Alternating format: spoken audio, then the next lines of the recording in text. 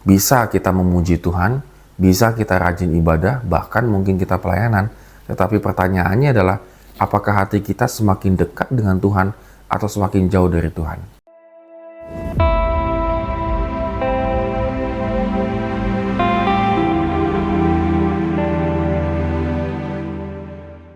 Shalom sahabat, Pendeta Fabio di sini dan kita akan kembali lagi lanjutkan renungan kita di Yesaya pasal 29.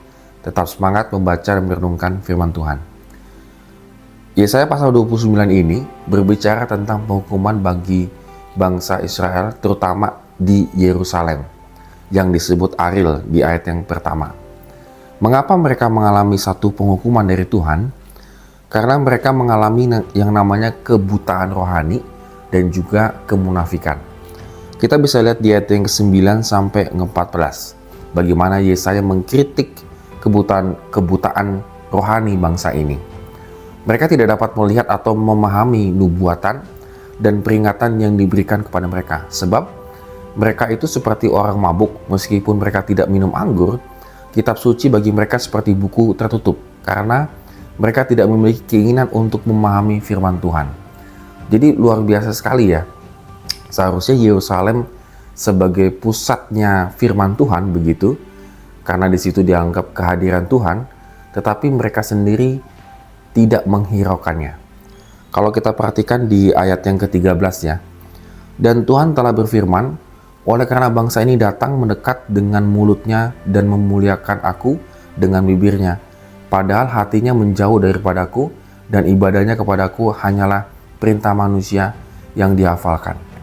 Kita bisa melihat bagaimana mereka betul-betul hanya menghafalkan dan datang kepada Tuhan secara tradisi, menyembah dan beribadah kepada Tuhan secara tradisi. Mungkin kita pernah mengalami hal ini ya, kita datang ke gereja setiap hari Minggu, tetapi sebenarnya kita datang itu hanya sekedar tradisi atau sekedar sebuah kebiasaan. Dan kita sudah menghafal lagu-lagunya, kita sudah tahu tata ibadahnya dan seterusnya. Tetapi hati kita tetap jauh daripada Tuhan. Kita bisa membayangkan ya, ini sungguh luar biasa yang dikecam oleh Yesaya.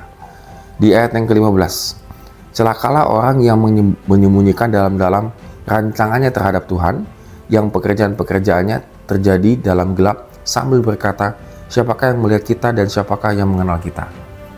Jadi disinilah penyebabnya mereka menjauhkan diri dari Tuhan, karena mereka memiliki rancangan-rancangan jahat yang tidak mau diketahui oleh orang lain. Betul, tidak diketahui oleh manusia, tetapi pasti diketahui oleh Tuhan. Sahabat, pada hari ini kita belajar ya, bahwa bisa kita memuji Tuhan, bisa kita rajin ibadah, bahkan mungkin kita pelayanan. Tetapi pertanyaannya adalah, apakah hati kita semakin dekat dengan Tuhan atau semakin jauh dari Tuhan?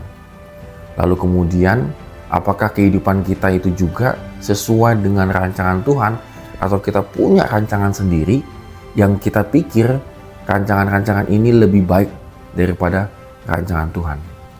Oleh karena itu hari ini mari kita renungkan firman Tuhan ini, dan betul-betul harus kita memiliki hati yang semakin beribadah kepada Tuhan, tetapi hati kita juga semakin dekat dengan Tuhan. Amin. Kiranya Tuhan memberkati kehidupan kita hari ini.